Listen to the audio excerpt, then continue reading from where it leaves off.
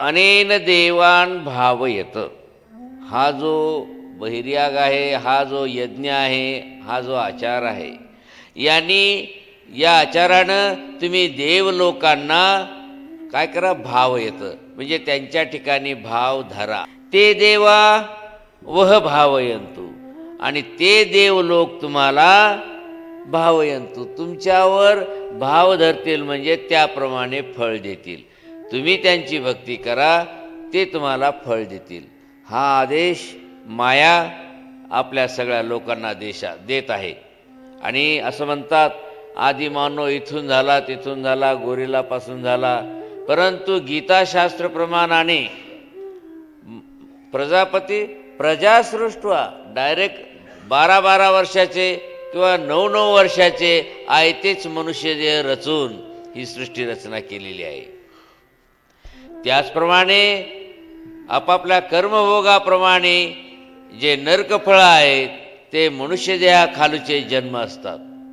Science म्हणते आधी आपण असे होतो तसे होतो, पण शास्त्र हे मानत नाही. शास्त्र काय सांगते की एकदम मनुष्याची रचना झालेली आहे. आणि देवलोक हे शक्ती आहेत.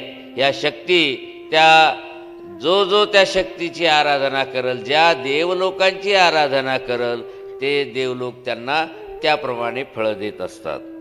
परस्परम भावयंत, म्हणजे प्रजेनं देवलोकाची भक्ती करावी आणि देवलोकांनी प्रजेला त्याचे सुखदान द्यावे, हे असं भावयंत परस्परांना उन्नत करीत परम श्रेय अवाप्स्यथ, मग त्यांना चांगल्या प्रकारचं पुण्य फळं मिळत राहतील.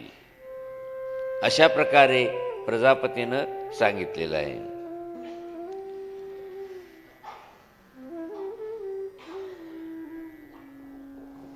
कर्मणोऽन्यत्र लोकोऽयं कर्मबन्धन, तदर्थं कर्म कौन्तेय मुक्तसंगः समाचर. सह यज्ञा प्रजा सृष्ट्वा पुरोवाच प्रजापति, अनेन प्रसविष्यध्व मेषवोस्त्विष्टकामधु.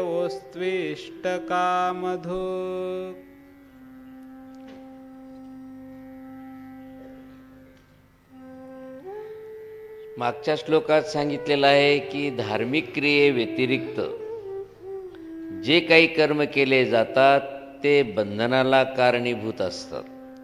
आणि म्हणून अर्जुना, तो आसक्ती सोडून कर्म कर.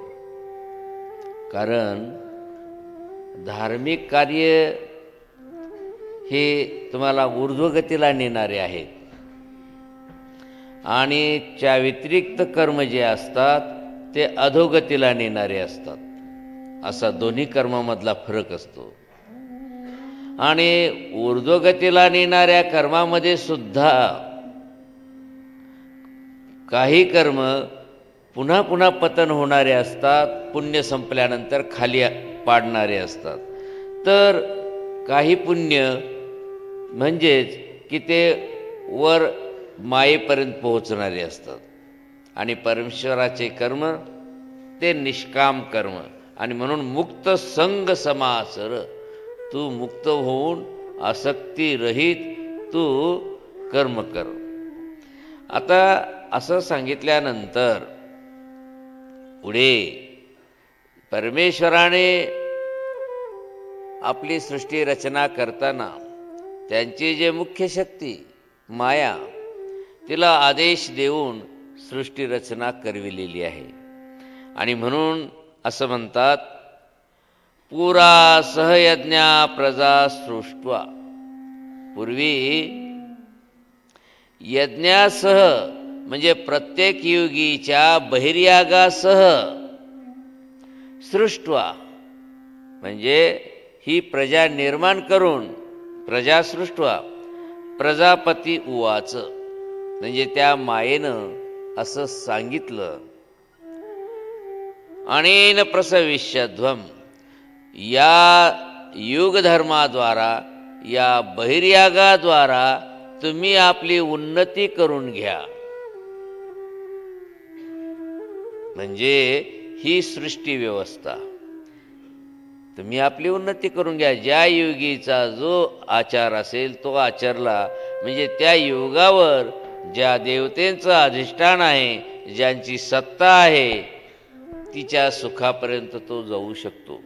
आणि म्हणून मायेनं म्हणजे प्रजापतीनं असं सांगून सांगितलं, अनेन प्रसविष्यध्वम, तुम्ही आपला उत्कर्ष करून घ्या.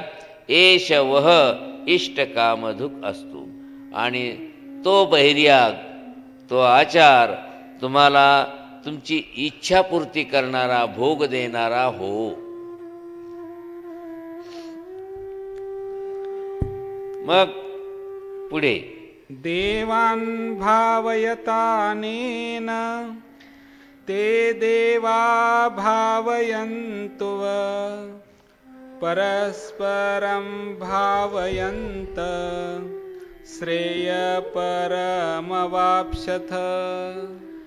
आणि अनेन देवान भावयत, हा जो बहिर्याग आहे, हा जो यज्ञ आहे, हा जो आचार आहे, या आचारानं तुम्ही देवलोकांना काय करा, भाव येतं म्हणजे त्यांच्या ठिकाणी भाव धरा. ते देवा वह भावयंतु, आणि ते देवलोक तुम्हाला भावयंतु, तुमच्यावर भाव धरतील म्हणजे त्याप्रमाणे फळ देतील. तुम्ही त्यांची भक्ती करा, ते तुम्हाला फळ देतील. हा आदेश माया आपल्या सगळ्या लोकांना देत आहे. आणि असं म्हणतात, आदी मानव इथून झाला, तिथून झाला, गोरिलापासून झाला, परंतु गीताशास्त्रप्रमाणाने प्रजापती प्रजासृष्टवा डायरेक्ट 12-12 वर्षाचे किंवा 9-9 वर्षाचे आयतेच मनुष्यदेह रचून ही सृष्टी रचना केलेली आहे. त्याचप्रमाणे आपापल्या कर्मभोगाप्रमाणे जे नरकफळं आहेत ते मनुष्यदेहाखालूचे जन्म असतात. सायन्स म्हणते आधी आपण असे होतो तसे होतो, पण शास्त्र हे मानत नाही. शास्त्र काय सांगते की एकदम मनुष्याची रचना झालेली आहे. आणि देवलोक हे शक्ती आहेत. या शक्ती जो त्या शक्तीची आराधना करल, ज्या देवलोकांची आराधना करल, ते देवलोक त्यांना त्याप्रमाणे फळं देत असतात. परस्परम भावयंत म्हणजे प्रजेनं देवलोकाची भक्ती करावी आणि देवलोकांनी प्रजेला त्याचे सुखदान द्यावे. हे असं भावयंत परस्परांना उन्नत करीत परमश्रेय अवाप्स्यथ, मग त्यांना चांगल्या प्रकारचं पुण्य फळं मिळत राहतील. अशा प्रकारे प्रजापतीनं सांगितलेलं आहे. आणखी पुढे प्रजापती सांगतायत, वाप्स्यथ काय म्हणले, अवाप्स्यथ. अवाप्स्यथ म्हणजे प्राप्त करून घ्या. दंडो बाबा, स्वयं परमेश्वर सर्व प्रजेचा पती असताना दुसरा प्रजापती सांगण्याचं काय कारण? परमेश्वराचा सकळही व्यापार शक्तिद्वारक असं म्हटलेलं आहे. आणि म्हणून देवता ह्या चेतना शक्ती आहेत परमेश्वराच्या, त्यामुळं ते शक्तीकडूनच कार्य करणार. हां, तर हो बरोबर आहे. परंतु त्यांनी मायेला आदेश दिला सृष्टी रचना करावी, जीवाचं संपादकत्व करावं असं सांगितल्यामुळं तिनं काय केलं, सृष्टी रचना केली आणि त्या देवलोकांना युग धर्माप्रमाणे प्रत्येक युगात सत्ता वाटून दिली. या युगावर तुम्ही, या युगावर तुम्ही. आणि आता सांगितलं तुम्ही असं करा, तुम्ही करा. का? परमेश्वराचा आदेश आहे सृष्टी रचना करावी, तिथे मनुष्य ब्रह्मांडस्था याव्यात, देवलोकाने आपला व्यापार करावा आणि जीवांना तिथे आपले कर्म करायला लावावे, असा मायेला आदेश दिल्यानंतर माया ही सगळ्या अनंत ब्रह्मांडीच्या देवताची नायिका आहे. त्यामुळं ती मायाच सांगणार. जे लोक समजा आता वाचक आहेत, वाचक काय म्हणतील की भगवान श्रीकृष्णापेक्षा आणखीन कोणी प्रजापती वेगळा आहे? नाही, भगवान श्रीकृष्ण स्वयं सांगत आहेत. ते प्रजा कोणीतरी व्यक्ती आहेत, बरोबर आहे, ते कोणीतरी व्यक्ती आहे, ते सांगत आहेत, हे व्यक्ती आहेत, हे काही ईश्वर नाही आहेत. ईश्वर नाही, बरोबर ईश्वर नाही आहे. आहे, असं त्याचा म्हणून अर्थ प्रजापती त्यांनी स्पष्ट नाव दाखवलं. हा प्रजापती, ते इतर लोक असा अर्थ घेतात मग त्याचा. तर प्रजापती म्हणजे परमेश्वर नाही, परमेश्वराची शक्ती आहे. शक्ती आधी शक्ती व्यापार. हा ब्रह्मविद्येमध्ये म्हटले की परमेश्वराचा सकळही व्यापार शक्तीद्वारक, आणि पुढे काय म्हणतात, शक्ती अधीन शक्ती व्यापार, नाही का. उचेची या प्रवृत्ती नीचेचा संहार, म्हणजे नीच देवता जरी फळ देत असेल तरी तिच्यावर उचेचं आधिपत्य असतंच, कर्णाधीनत्व आहे सत्तेचं. म्हणून हा शक्ती अधीन शक्ती व्यापार असतो. तर माया हे सगळ्या देव लोकांना, अनंत सृष्टीच्या देवतांना आदेश देते. मग त्या सृष्टीमध्ये ज्या ज्या देवता आहेत त्या त्या आपल्या युगधर्माच्या, म्हणजे सत्ता जे दिली त्याप्रमाणे त्या फळं भोगवतात, कर्म करतात. तर त्यामुळं प्रत्येक ब्रह्मांडामध्ये आदेश देण्याकरिता परमेश्वर थोडंच प्रत्येक ब्रह्मांडात येत बसतील, म्हणून त्यांनी मायेला कळवलं. माया ही प्रत्येक ब्रह्मांडामध्ये तो म्हणजे कार्य परमेश्वराची इच्छा पूर्ण करून घेते. हे प्रजापती फक्त तेवढ्या काळापुरतेच आहेत ना मग. हा, हे प्रजापती फक्त तेवढ्या काळापुरतेच, नंतर प्रजापती ते नाहीच की. मग जे आहे. प्रजापती जे उल्लेख केलेला आहे इथं हा, हा. ते फक्त तेवढ्या काळापुरतेच ना. थोडंसं स्पष्ट बोललं की बरोबर. लय जवळ खेटल्यामुळे काय व्हायला, आवाज गडबड गडबड करायला. इथं श्लोकामध्ये जे प्रजापती उल्लेख केलेला आहे, श्लोकामध्ये प्रजापतीचा उल्लेख केलेला आहे, तर फक्त तेवढ्या काळापुरतेच. सृष्टी रचना, हो तेवढ्या वेळापुरतेच. हा. पुन्हा नंतर संहार, तिन्ही प्रवृत्ती माया नाही, तिकडे आहे. ओळखते, नाही याला का. स्पष्ट करा हो, याचा आवाज स्पष्ट करा. नाही तुम्ही दूर धरा ना जरा असं. नाही बाबा, आवाज तुमच्याकडे येईन. काय काय मिस्टेक आहे बाबा? नाही आवाज यायला सगळं गडबड व्हायली. गोंगाटल्यासारखं व्हायला. हा हॅलो, आता आलं का बाबा? हा हा. याचा बास थोडा आवडेल, ट्रबल कमी करणं, हळू ना, विको हळू. कमी कर, विको. या श्लोकामध्ये जे प्रजापती उल्लेख केलेला आहे तेवढं फक्त सृष्टी रचनेपुरतंच. नाही ना, तीन प्रवृत्ती आहेत त्यो. सृष्टी रचना, संहार, अवतार. परमेश्वराचा अवतार घेताना सुद्धा माया तिथं कार्यरत होते, आणि अवतार म्हणजे सृष्टी, संहार, रचना, तीन प्रवृत्ती माया ओळखते. आता फक्त ते इथं मायेचे कार्य झाले, प्रजापती ते कार्य करणार नाही ना. प्रजापती आणि माया वेगळे का? एकच.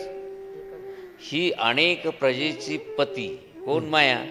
म्हणून म्हणजे तसं तो वास्तविक मायेला स्वतः गेला. पती आहेत परमेश्वर, पण तिला पती म्हणत आहेत. समजा काय म्हणाले? वास्तविक स्वतः गतिर्भर्ता प्रभू साक्षी प्रभो प्रलय स्थानम निधानम बीजम अव्ययम, स्वयं स्वतःच परमेश्वर, स्वयं स्वतःच आहेत. खऱ्या अर्थानं पती आहेत परमेश्वर, आणि माया ही पत्नी आहे, हो. दासी आहे. तर इथं त्याहीपेक्षा एक चांगला अर्थ असा वाटते की इथे स्वतःच्या अव्यक्त स्वरूपालाच परमेश्वर म्हणत आहेत. प्रजापती सृष्टवा, जसं म्हटलेलं आहे की प्रजापतीने यज्ञासह प्रजा निर्माण केली, तसं निर्माण करता परमेश्वरच आहेत. पर तो निमित्त आहे, निमित्त करता परमेश्वरच म्हणून निमित्त आहे. आहे. परमेश्वरच्या परंतु- प्रवृत्तीनेच सगळं मायेने हो, केलेलं आहे, हो. म्हणून स्वतःच्याच अव्यक्त स्वरूपाला म्हणत आहेत असं वाटते. परमेश्वराची जशी इच्छा स्वतःच्या आहे, अव्यक्त स्वरूपाच्या प्रवृत्तीने मग मायेने कार्य केलं, हो. आणि आणि स्वतःच्याच अव्यक्त स्वरूपाला प्रजापती म्हणत आहेत. हो, म्हणजे परमेश्वराचीच इच्छा आहे तेच माया सांगायली. तेच सांगा. कारण शक्तीद्वारक, परमेश्वराचा शक्तीद्वारक व्यापार व्यापार शक्तीद्वारक. हो. आपण जर म्हणलं परमेश्वरच आहे, कारण तर मग काय होईल की परमेश्वराचा व्यापार शक्तीदारक होणार नाही, तो स्वतःच होईल. म्हणून मी असं म्हणायला लागलो की माया माया का म्हणायलो मी, कारण सूत्र काय आहे की परमेश्वराचा सकळी व्यापार शक्तीद्वारक, बरोबर आहे. आणि म्हणून मग शक्तीद्वारक म्हटल्यानंतर परमेश्वर मायेला फक्त जाणविली प्रवृत्ती, मग माया प्रत्यक्ष आदेश देत असते, आणि इथं आदेश आहे म्हणून हा मायेचा आदेश. ती युगाधिष्ठात्री म्हणता येईल ना बाबा? युगाधिष्ठात्री देवता ती. प्रत्येक सृष्टीमध्ये युगाधिष्ठात्री ही वेगळी असते, हो. म्हणून माया त्या सगळ्याच देवतेला आदेश देते. हा, त्या युगामुळं. तर तो प्रजापती त्याला म्हणता येईल त्या युगात, ज्या युगावर ज्याची सत्ता आहे ते असं का? त्या देवतेचा थोवा, हा, ज्या युगावर तिथं- ज्या देवतेचा थोव्याची सत्ता हा, आहे, हा. तर त्या थोव्याला माया आदेश देते आणि एका ब्रह्मांडात नाही, अनंत अनंत ब्रह्मांडात. असं. पण प्रत्येक ब्रह्मांडात वेगळा वेगळाच हवा असंच ना बाबा.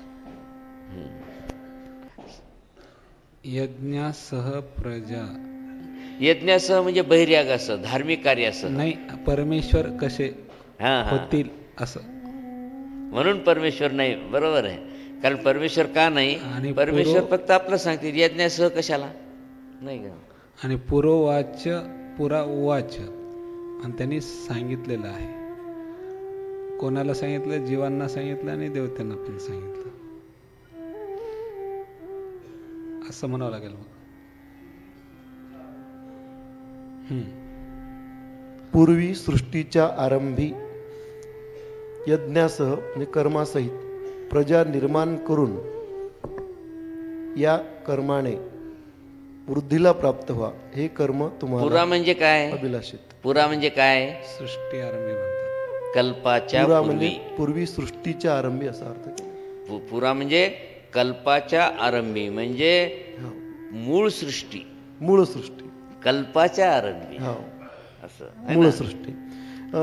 चैतन्याचं चेष्टकत्व इथे घेता येईल समजा, परमेश्वराच्या प्रवृत्तीने हो हो. मग आता ते पुढं चैतन्यमय चालत चेष्टकत्व राहिलं करते, कार्य. मग पुढे कार्य चालू राहते. हम्म. म्हणजे हा श्लोक आदेशवाचक आहे मग तो.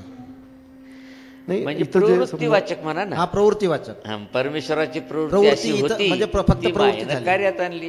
हा. असं. आणि अर्जुनाला जीवाला सांगत आहेत समजा हे निरूपण परमेश्वर. आता पूर्वी कारण काय झालं ते. व्यवस्था परमेश्वर नीतिमंत आहे. हो, देवतेला व्यापारात ठेवलं म्हणजे त्यांना काय बिनपगारी ठेवलं का? त्यांनाही सांगितलं तुम्हाला हे लोक मिळतातच. पुण्य केलं त्यांना तुम्ही सुख द्या, त्यांना तुम्ही चमत्कार दाखवा, त्यांना तुम्ही काही द्या. जसं एखादी देवता पावन होते, मग एखाद्याला संतती मिळते, एखाद्याला पावन झाली संपत्ती मिळते, नाही का. आणि प्राधान्य कर्माला द्यायचं आहे, कर्म करून घ्यायचं आहे. हो, कर्माचं प्राधान्य त्याच्यावर म्हणजे बिंबवायचं आहे. एकंदरीत जीवाला हे सगळं त्याच्यातून अनुभवल्यावर मग परमेश्वर ज्ञान देतात. बाबा रे, हो. या भानगडीत तू पडू नकोस. मग तू जर माझ्याकडे यायचं असेल तर हे सगळं सोडून माझ्याकडे ये. बरोबर. ते परमेश्वराचा मार्ग वेगळा. म्हणून परमेश्वर प्रतिसृष्टी अवतार घेऊन आपलं ज्ञान दातृत्व करीत असतं. हो बा. म्हणजे ते कर्तृत्व निमित्त कर्तृत्व परमेश्वराकडे, कर्तृत्व कारण मायेकडे. हो, परमेश्वर फक्त प्रवृत्ती देणार. निमित्त बीज कारण, हेतू कारण.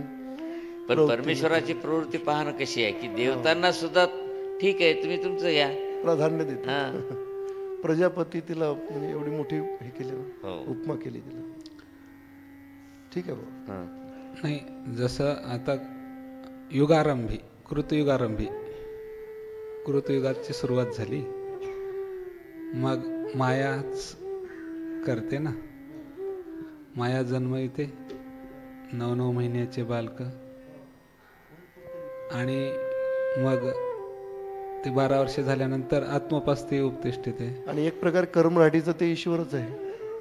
कर्मराठीसाठी माया ही ईश्वरच आहे. कर्मराठीचा सामान्य लोकांना सर्वसामान्य सगळेच देव आहेत, सगळेच देव आहेत. सगळेच देव असतात. ते चमत्कार दिसला की देव.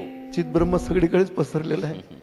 मायामय जगत आहे. म्हणूनच म्हणजे समजा इथं त्याला एक प्रजापती कृतयुगाच्या आरंभी जर तर माया बसते. हा, प्रजेची निर्माती, हा, म्हणून प्रजापती. कारण 9 महिन्याचे बालक तयार केले. आणि प्रजेचा सांभाळ करणारी, पालन हा, करणारी, कृतयुगाची तिची आहेच ना ती, नाही का? कृतयुगाची अधिष्ठात्री पण 12 वर्षापर्यंत सांभाळली, सांभाळता येतेच. नाही का. आणि तिचाच नंतर मग धर्मही प्रधान. आत्मोपास्ती उपतिष्ठिली. हो, असं. सर्वच आणि मग प्रकारे पुढे सृष्टीच्या आरंभी म्हणजे कृतयुग आहे. कृतयुग संपल्यानंतरही हो. पुढे चालावी म्हणून पुन्हा जन्म येते. सौमिल राहटी चालावी, परमेश्वराचा मनोधर्म जाणून. हा, ती म्हणजे प्रधानमंत्री आणि परमेश्वराचा आहे. इंद्रिया मनाते चेष्टविता आत्मा सकळी प्रकृती ते चेष्टविता परमात्मा. इथं परमात्मा जे म्हणजे म्हणले, माया, चैतन्य मायाच आता घालते तिथे. प्रजापती परमात्मा. हम्म. आता कसे शब्द परमात्मा म्हणजे तसे तर परमेश्वरच आहेत, हो. पण इथं जे आपण परमात्मा कोणत्या अर्थाने वापरतो, हम्म. चैतन्य मायाच्या हा, जवळ. मग इथं प्रजापती त्या अर्थाने वापरता. प्रजेचा सांभाळ करणारे, जसं पालकमंत्री म्हटलं तसं. आता तुम्ही म्हणसाल मग परमेश्वर परमात्मा तो परमेश्वर जर म्हणलं तर भगवान श्रीकृष्ण काय म्हणतात, मयाध्यक्षेन प्रकृती सुयेते सचराचरम. माझ्या तिथं अध्यक्षतेखाली ते पण माया हे काम सांगितलेलं आहे. करते. म्हणजेच पुन्हा आणखी तिथं आणलं त्यांनी असं. पण इथे असं वाटते की सर्वसाधारणतः ढोबळमानाने श्लोक पाहिला तर परमेश्वरापेक्षा आणखीन प्रजापती कोणतरी दुसरा आहे असं वाटते ते. म्हणजे श्लोक जेव्हा वाचतो आपण तेव्हा दुसरं कोणतरी मोठं सांगत आहेत परमेश्वर की पारे बाबा ते वरून आदेश आहे सगळा, असा वरून आदेश आहे की कर्म करावेच लागतात असं स्वतःपेक्षा मोठं समजून ते बोललेलं तृतीय वचनी आहे ते. मी नाही तू नाही ते पहा ते प्रजापतीनं सांगितलेलं आहे असं नाही, वाटतं ना श्लोक, वाटतं ना मागचा संदर्भ जर घेतला ना मला आणि तुला पण असं आपण जिथे स्वतःला ईश्वर म्हणतात, अहम म्हणतात, अहम सर्वस्व प्रभो मत सर्व प्रवर्तते, तिथे सगळं बरोबरच आहे आपल्याला, आपण त्या अर्थाने घेतोच बरोबर. पण इथे कसं आहे तिसऱ्याला मोठं केलेलं आहे. पार प्रजापतीनं असं सांगितलं का निर्माण केली तेव्हा, कारण त्यांचा व्यापारच शक्तीद्वारक आहे आणि ती शक्ती आहे. स्वतःच्या शक्तीला मोठं केलं समजा. प्रजापती ही शक्ती आहे. प्रजापती शक्ती आहे. असं. शब्द पण मोठा वापरल्यामुळे थोडस पुढे चल. इष्टान भोगान हि वो देवा दास्यन्ते यज्ञ भाविता तैर्दत्तान प्रदायेभ्यो यो भुंक्तेस्तेन एव सह. आणि यज्ञ भाविता देवा म्हणजे त्या युगीच्या धर्मानं संतुष्ट केलेले देवलोक. वह म्हणजे तुम्हाला इष्टान भोगान दास्यन्ते ते देवलोक तुम्हाला फळं देतील. पहा म्हणजे तुम्ही त्यांना संतुष्ट केलं पुण्यरूप कर्मानं, त्यांच्या भक्तीनं, त्या युगीचा जो बहिर्याग आहे त्या बहिर्यागानं, तर ते देवलोक तुम्हाला काय करतील, फळं देतील, भोग देतील. आणि तै दत्तान त्यांनी दिलेलं यह एभ्य अप्रदाय ते पुन्हा त्या देवतेला न देता भुंकते स्वतः जर उपभोग घेत असेल सस्तेन एव तो चोर आहे. म्हणजे आपल्याला देवाकून मिळाल्यानंतर आपल्या कमाईतला काही ना काहीतरी भाग तो देवाला अर्पण करायलाच पाहिजे, नाहीतर मग ते स्वतःच पूर्ण उपभोग जर घेण्याचा प्रयत्न केला तर तो चोर आहे म्हटलंय. आणि म्हणूनच मुस्लिम धर्मामध्ये प्रत्येक जण 20% आधी दान करतो. आपल्या कमाईतला 1 रुपया कमवला तर 20 पैसे तो दान करतो. आणि आपल्या हिंदुत्वामध्ये आज 2-2 लाख पगार असला तर त्याला मात्र 20% म्हणल्यानंतर 40,000 शक्यच नाही. परंतु 40,000 तर जाऊ द्या, पण 1,000 बी त्याला दिलं जड जातं द्यायला. का जातं? कारण की धर्माचं नीट ज्ञान नसल्यामुळं, हे त्याचं कारण आहे. वास्तविक त्यामुळं होते काय, ज्या देवतेनं ते तुम्हाला मिळवून दिलं नाही का. आता हल्ली आपण ज्याला भ्रष्टाचार म्हणतो की वरून मंजूर केल्यानंतर तो एखादं कॉन्ट्रॅक्टर त्याने मंजूर केलं, तो आधी काय करतो मंत्री की त्यातला 20% कमिशन नगदी घेतो त्या इंजिनियरकडून. हे कमिशन आहे नाही का, याला आपण भ्रष्टाचार म्हणतो.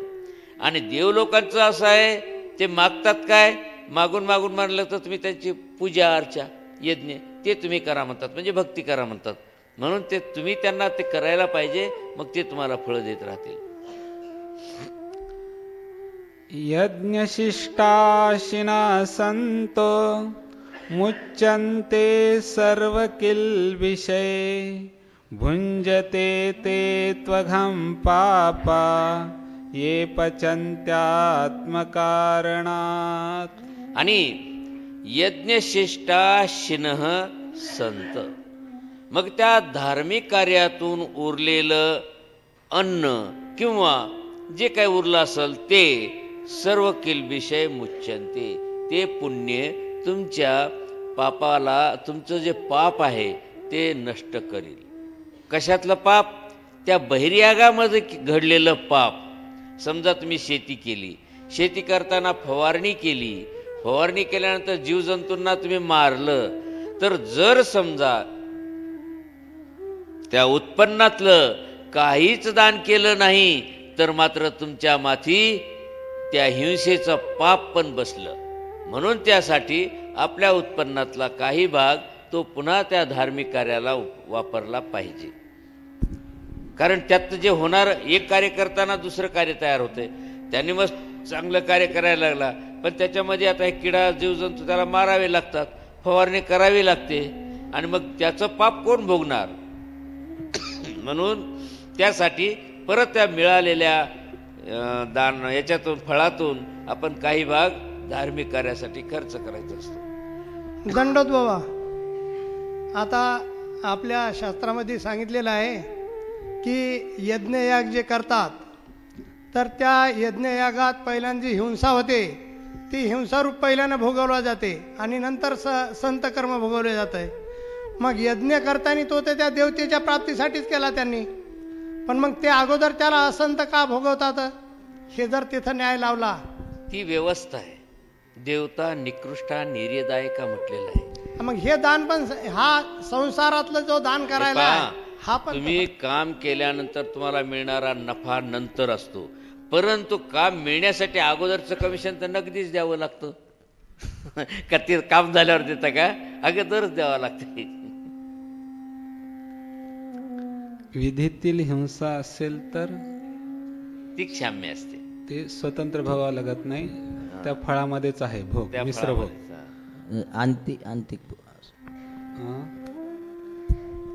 हा फळाच्या अंती म्हणजे यज्ञ झाल्याच्या नंतर ज्यावेळेस तो त्या फळाला जाईल त्यावेळेस त्याला अगोदर असंत भोगवल्या जाते ना, त्याची हिंसा झाली. विधी बाह्य हिंसा असेल तर यज्ञामध्ये आहुती करताना किंवा अग्नीमध्ये जे विधी बाह्य हिंसा किंवा कर्म करताना सुद्धा काही गोष्टी घडतात आणि म्हणूनच आपल्याला वेगळं भासतं.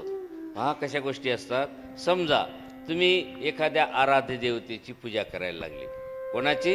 समजा महादेवाची किंवा विष्णूची, आणि करीत असताना जीव जात आहे, तपश्चर्याला बसला, त्याने काही हरणाचा संयोग वगैरे काहीतरी क्रिया पाहिल्या डोळ्यानं आणि त्यामुळे त्याची इच्छा होते.